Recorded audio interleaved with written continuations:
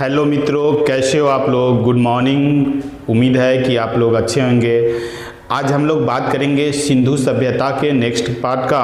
प्रथम पार्ट में हम लोग अभी तक सिंधु सभ्यता की खोज, उससे संबंधित कुछ व्यक्ति, उद्भव एवं उसके समय काल तथा उससे संबंधित कुछ प्रमुख बातों को देखे थे। आज हम लोग सिंधु सभ्यता के नेक्स्ट पार्ट में देखेंगे कि सिंधु सभ्यता का मुख्य स्थल क्या है, और उससे पहले हम लोग देखेंगे कि सिंधु सभ्यता का विस्तार आज के समय में किस किस राष्ट्र से है और कहाँ कहाँ है।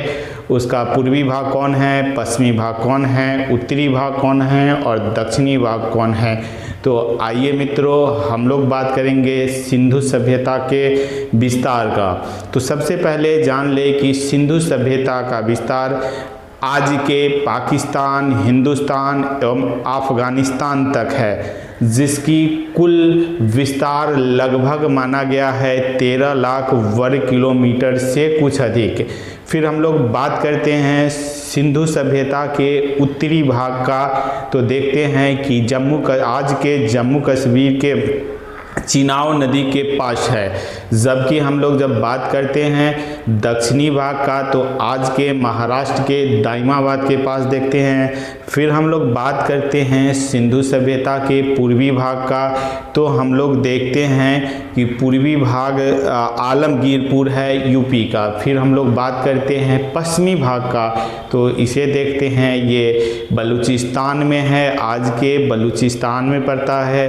तो इस तरह से हम लोग देखेंगे कि कैसे सिंधु सभ्यता का विस्तार पूर्वी भाग में जम्मू कश्मीर के मांडला एक जगह का नाम है, मांडला में चिनाब नदी के पास तक है। कौन सा भाग? पूर्वी भाग। फिर हम लोग बात करेंगे पश्चिमी भाग का, तो महाराष्ट्र के दाइमाबाद, कहाँ पर?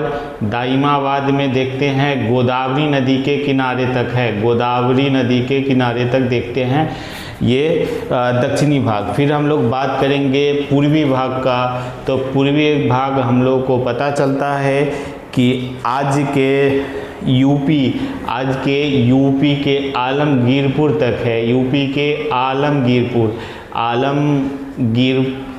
आलमगीरपुर तक है। फिर हम लोग बात करते हैं सिंधु सभ्यता के सबसे पश्चिमी भाग का, तो हम लोग देखते हैं कि एक नदी है दास्क। कौन सा नदी है? दास्क, जो सुत्तगोई एक स्थान है, सुत्तगोई तक फैला हुआ है। ये कहाँ है? तो ये है बलूचिस्तान में। इस तरह से सिंधु सभ्यता का विस्तार एक विस्तृत भूभाग में देखते हैं। पूर्व से पश्चिम तक लगभग 1600 किलोमीटर में फैला हुआ है, जबकि उत्तर से दक्षिण तक लगभग 1400 किलोमीटर में सिंधु सभ्यता का विस्तार अभी तक प्राप्त आंकड़ा के अनुसार है। तो चूँकि ये विस्तार कुल क्षेत्रफल के आधार पे अभी तक जो प्राप्त स्थल है लगभग 13 लाख वर्ग किलोमीटर है। अब हम लोग बात करेंगे सिंधु सभ्यता की वह मुख्य स्थल जिससे परीक्षा में बार बार क्वेश्चन पूछे जाते हैं और हम बार बार गलती करते हैं। तो दोस्तों आइए हम लोग सिंधु सभ्यता की मुख्य स्थल और उससे जुड़े हुए तथ्य की बात करते हैं जो अभी तक प्राप्त है और उसमें जो निम्नलिखित इम्पॉर्टेंट है। तो हम लोग सबसे पहले बात करेंगे सिंधु सभ्यता की। तो सिंधु सभ्यता का मुख्य स्थल एक चार्ट बनाएंगे। सबसे ऊपर लिखेंगे मुख्य स्थल, फिर उसके सामने लिखेंगे नदियाँ, किस नदी के किनारे वो स्थल अभी तक है। फिर हम लोग लिखेंगे कि उसका खोजकर्ता कौन है। हम लोग वही खोजकर्ता का नाम लिखेंगे जो अभी तक क्वेश्चन में, प्रश्न में, एग्ज़ाम में पूछा जाता है। फिर हम लोग उससे जुड़ा हुआ की पॉइंट, महत्वपूर्ण बिंदु देखेंगे कि कौन सा महत्वपूर्ण बिंदु है जिससे क्वेश्चन पूछा जाता है। तो सबसे पहले हम लोग सिंधु सभ्यता की एक स्थल जो पाकिस्तान में पड़ता है उसे हम लोग देखेंगे हड़प्पा। हड़प्पा का नाम आप सुने होंगे। हड़प्पा रावी नदी के तट पर है, रावी नदी के तट पर है। इसकी खोज दयाराम साहनी जी ने किए थे। इसकी खोज दयाराम साहनी जी ने 1921 में किए थे। दोनों क्वेश्चन पूछा जा चुका है। फिर हम लोग देखेंगे कि हड़प्पा से संबंधित कौन सा महत्वपूर्ण बिंदु है। तो हड़प्पा में अन्न भंडार का पता चला है कि हड़प्पा में जो स्थान है वहाँ अन्न भंडार का साक्ष्य प्राप्त हुआ है। फिर देखते हैं कांस्य का दर्पण प्राप्त हुआ है, कांस्य का दर्पण प्राप्त हुआ है। फिर हम लोग देखते हैं कि एक प्रकार का आवास प्राप्त हुआ है जिसे श्रमिक आवास माना जा रहा है। एक प्रकार का कब्रिस्तान भी प्राप्त हुआ है जिसका नाम R37 दिया गया था। फिर हम लोग देखते हैं कि तांबा का मुद्रा करेंसी प्राप्त हुआ है सिक्का के रूप में, तांबा का मुद्रा यानी करेंसी सिक्का के रूप में प्राप्त हुआ है। फिर हम लोग हड़प्पा से संबंधित दूसरा मुख्य स्थल देखेंगे जिसका नाम है मोहनजोदारो। मोहनजोदारो भी पाकिस्तान में ही है, जो लड़काना ज़िला में पड़ता है, पाकिस्तान के लड़काना ज़िला में पड़ता है मोहनजोदारो। हम लोग देखेंगे ये किस नदी के किनारे है, तो मोहनजोदारो सिंधु नदी के किनारे है। और सिंधु जब ऐसे आ रही होती है पाकिस्तान में, सिंधु जब ऐसे आ रही होती है पाकिस्तान में, तो यहाँ पे सिंधु जब ऐसे भारत से ऊपर पाकिस्तान में आ रही होती है तो दाहिने किनारे पे सिंधु है, जहाँ मोहनजोदारो नाम का एक जगह है। वहीं पे हम लोग देखेंगे कि पाकिस्तान में मोहनजोदारो लड़काना ज़िला में पड़ता है। इसकी खोज राखल दास बनर्जी ने 1922 ईस्वी में की थी। इसकी खोज किसने की थी? राखल दास बनर्जी ने 1922 में की थी।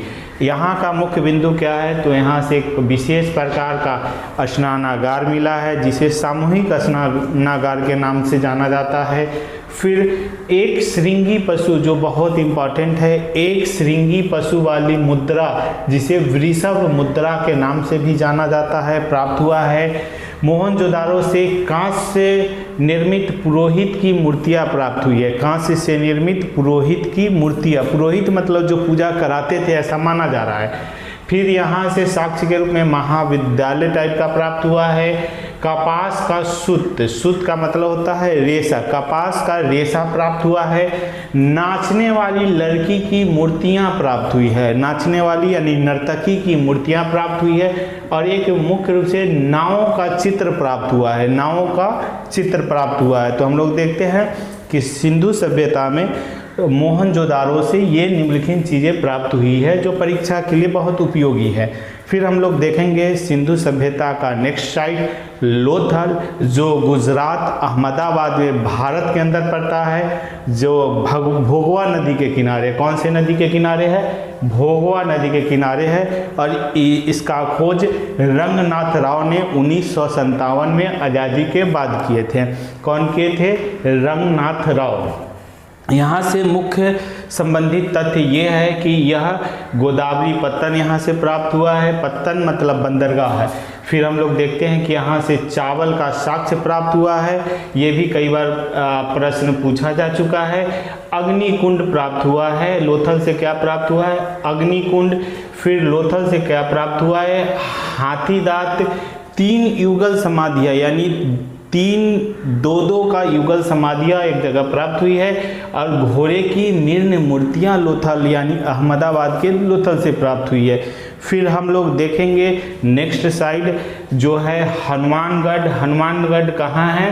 राजस्थान में। कालीबंगा एक जगह है, वहाँ से प्राप्त हुई है। वो घग्गर यानी सरस्वती नदी के किनारे प्राप्त हुई है, जिसे खोज किसने किया था? अमलानंद घोष ने। कब किया था? 1952 में।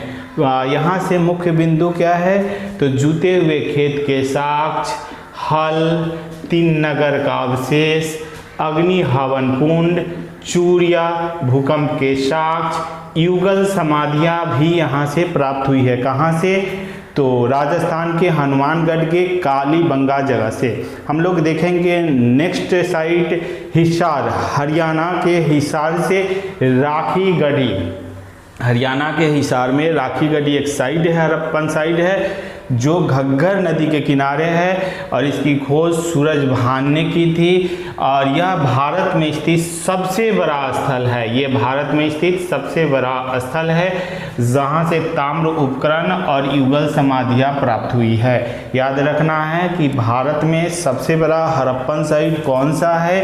तो राखीगढ़ी है। राखीगढ़ी कहाँ पड़ता है? हरियाणा हिसार में। ये किस नदी के किनारे है? घग्गर या सरस्वती नदी के किनारे है। हम लोग आगे बात करेंगे नेक्स्ट हड़प्पन साइट का। तो ये पाकिस्तान के चनहुद्रो हैं। कौन है? पाकिस्तान का चनहुद्रो। हम लोग देखेंगे चनहुद्रो सिंधु नदी के बाएं तट पे है, जबकि हड़प्पा ये मोहनजोदारो को देखे थे कि सिंधु नदी के दाएं तट पे है, और चनहुद्रो कहाँ है? सिंधु नदी के बाएं तट पे है। और इसकी खोज किसने की थी? अर्नेस्ट मैके और मजूमदार ने की थी 1935 से 36 के बीच में। यहाँ से क्या मुख्य बिंदु है? तो बिल्ली का पीछा करते हुए एक कुत्ते का साक्ष्य प्राप्त हुआ है। फिर क्या प्राप्त हुआ है? मनके बनाने की कारखाना। मनके क्या होता है? ये आज के कॉस्मेटिक आइटम का जो कारखाना होता है, उसकी कारखाना प्राप्त हुआ है, जिसे उस समय मनके के नाम से जाना जाता है, जहाँ से जैसे कंघा, लिपस्टिक, काजल, पाउडर इत्यादि प्राप्त हुआ है। कहाँ से? चनहुद्रो से। अब हम लोग नेक्स्ट साइट की बात करेंगे, वनावली। वनावली कहाँ है? हरियाणा के हिसार में है। वनावली कहाँ है? हरियाणा के हिसार में है। और कौन से नदी के किनारे है? तो वही घग्गर या सरस्वती नदी के किनारे है। और हम लोग बात करेंगे यहाँ से मुख्य बिंदु क्या है? तो यहाँ से मिट्टी के हल क्या प्राप्त हुए हैं? तो मिट्टी के हल एवं खिलौना, मिट्टी के हल एवं क्या प्राप्त हुए हैं? खिलौना। हम लोग नेक्स्ट साइट की बात करेंगे, रोपर यानी रूपनगर। रूपनगर के रोपर से प्राप्त हुआ है, क्या प्राप्त हुआ है? तो तांबे की कुल्हाड़ी। ये कौन से नदी पे है रोपर? तो सतलज नदी पर है। और इसकी खोज किसने की थी? तो यगदंत शर्मा ने की थी। हम लोग फिर नेक्स्ट साइट की बात करेंगे, हड़प्पन साइट रंगपुर या अहमदाबाद, जो अहमदाबाद के सौराष्ट्र में पड़ता है और किस नदी के किनारे है? तो मादर नदी के किनारे है। इसकी खोज किसने की थी? तो एस.आर. राव ने की थी। किसने की थी? तो एस.आर. राव ने की थी। यहाँ से क्या साक्ष्य मिला है? महत्वपूर्ण बिंदु क्या है? तो धान की भूसी। कहाँ से? रंगपुर से। इम्पॉर्टेंट है धान की भूसी। और क्या मिला है? ज्वार बाजरा। ज्वार बाजरा का साक्ष्य प्राप्त हुआ है। तो हम लोग याद रखेंगे कि रंगपुर से धान की भूसी और ज्वार बाजरा प्राप्त हुआ है। अब हम लोग बात करेंगे नेक्स्ट साइट की, सुरकोटदा। सुरकोटदा गुजरात के कच्छ में है और ये सरस्वती या घग्गर नदी के किनारे है। हम लोग बात करेंगे इसकी खोज किसने की थी? तो जे.पी.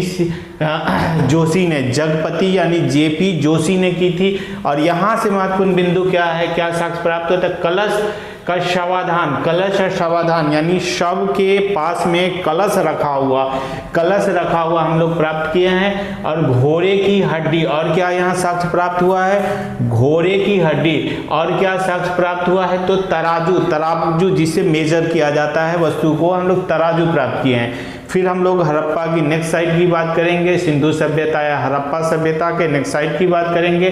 तो कौन सा साइट है? देखेंगे हस्तिनापुर। हस्तिनापुर कहाँ है? यूपी में। हम लोग देखेंगे ये कौन से नदी के किनारे है? तो गंगा नदी के किनारे। कौन से नदी के किनारे है? गंगा नदी के किनारे। इसकी खोज किसने की थी? तो बीबी लाल ने की थी। तो ये हाईलाइट था, इसलिए आप इसको याद रखेंगे। फिर हम लोग नेक्स्ट साइट की बात करेंगे। कौन सी साइट है? धौलावीरा। धौलावीरा कहाँ है? गुजरात के कच्छ में। कहाँ है? गुजरात के कच्छ में। इसकी खोज किसने की थी? आर.एस. विस्ट ने की थी। इसकी खोज किसने की थी? तो आर.एस. विस्ट ने। अब हम लोग बात करेंगे यहाँ से महत्वपूर्ण बिंदु क्या है? तो हड़प्पा लिपि के बड़े आकार के 10 चिन्ह वाले, कितने चिन्ह वाले? 10 चिन्ह वाले शिलालेख प्राप्त हुए हैं। क्या प्राप्त हुए हैं? तो 10 लेख वाले शिलालेख प्राप्त हुए हैं। हालांकि हड़प्पा लिपि को अभी तक पढ़ा नहीं गया है, इसीलिए इसे आदि ऐतिहासिक भी कहा जाता है, लेकिन हम लोगों को लिपि के बड़े आकार वाले 10 चिन्ह प्राप्त हुए हैं। फिर हम लोग देखते हैं यहाँ से मुख्य साक्ष्य क्या है? तो शैलकृत यानी पत्थर से निर्मित स्थापत्य प्राप्त हुआ है। और क्या? तो जलकुंभी, जो पानी के अंदर जलकुंभी होता है हरी हरी, वो प्राप्त हुआ है। फिर हम लोग बात करेंगे इसका महत्वपूर्ण बिंदु क्या है, तो उन्नत जल संचय यानी जल के निकासी का उन्नत प्रबंधन था उसका साक्ष्य प्राप्त होता है। और क्या वास्तुशिल्प का भी साक्ष्य प्राप्त होता है। कहाँ से, धौलावीरा से। कहाँ से, धौलावीरा से। धौलावीरा कहाँ है, गुजरात के कच्छ में। कहाँ है, गुजरात के कच्छ में। नेक्स्ट साइट का नाम है बालू। बालू एक जगह है जो हाईलाइट था न्यूज में, कहाँ पर है, हरियाणा में है। कहाँ पे है, हरियाणा में है, जो हड़प्पा से संबंधित है। अब फिर हम लोग नेक्स्ट बात करेंगे पाडरी। पाडरी कहाँ पर है, गुजरात में है। बस इतना याद रखना है, ये कभी एग्जाम में आ चुका है। पाडरी कहाँ है, गुजरात में है। फिर हम लोग बात करेंगे दाधेरी। दाधेरी कहाँ है, पंजाब में है और किससे संबंधित है, हड़प्पा साइड से संबंधित है। सोनौली कहाँ है, तो सोनौली यूपी में और किससे संबंधित है, तो हड़प्पा से संबंधित है। मांडी कहाँ है, तो यूपी में है। ये मांडा नहीं, मांडी है। मांडी कहाँ है, यूपी में और ये भी कहाँ से संबंधित है, हड़प्पा से संबंधित है। हम लोग देखे थे कि हड़प्पा यानी सिंधु सभ्यता के जो सबसे पूर्वी भाग है, उत्तरी भाग था, वो मांडा था। मांडा हम लोग देखे थे। हड़प्पा का सबसे उत्तरी भाग जो था, हड़प्पा का जो सबसे उत्तरी भाग था, देखते हैं भारत के मैप में, इंडिया के मैप में, यहाँ पे जो जम्मू कश्मीर है, जम्मू कश्मीर में मांडा एक जगह है, मांडा गांव है। यहाँ जो है ये चिनाब नदी के किनारे है। कहाँ पर है ये, चिनाब नदी। ये सबसे उत्तरी जगह है। कहाँ, सिंधु सभ्यता का सबसे उत्तरी भाग हम लोग देखते हैं जम्मू कश्मीर के मांडा में है, जो चिनाब नदी के किनारे है। लेकिन जब मांडी पूछे, मांडी यानी यूपी के मांडी, तो ये कहाँ पर है, यूपी में है। लेकिन ये भी हड़प्पा से संबंधित है। ये भी कहाँ से संबंधित है, हड़प्पा से संबंधित है। उसी तरह हम लोग देख चुके हैं कि हड़प्पा में सबसे जो दक्षिणी भाग है वो कहाँ है, दाइमाबाद महाराष्ट्र में है। कहाँ है, महाराष्ट्र में है। कहाँ पर है, महाराष्ट्र में है, याद रखेंगे कहाँ पे है। जबकि सबसे पूर्वी भाग कहाँ पर है, आलमगीरपुर में है। कहाँ पर है, आलमगीरपुर में है। आलमगीरपुर कहाँ है, यूपी में है। जबकि हम लोग देखते हैं सबसे पश्चिमी भाग कहाँ है, दास्क नदी के किनारे है, सुतगाडोर। कहाँ है, सुतगाडोर दास्क नदी के किनारे है। और यह स्थल कहाँ पर है, बलूचिस्तान में है। कहाँ पर है, बलूचिस्तान में है, जो पहले ही हम लोग देख चुके हैं। तो दोस्तों हम लोग इस तरह से याद रखेंगे। ये जो लिस्ट आपको दिए हैं और जिसके बारे में आप लोगों को बताए हैं, इससे याद रखेंगे। अवश्य ही आने वाले एग्ज़ाम में इससे एक क्वेश्चन रहता है, चाहे किसी भी पीसीएस में हो। और ये अगर आपको याद है तो फिर आपका एग्ज़ाम में कुछ क्वेश्चन को आसानी पूर्वक सॉल्व कर पाएंगे।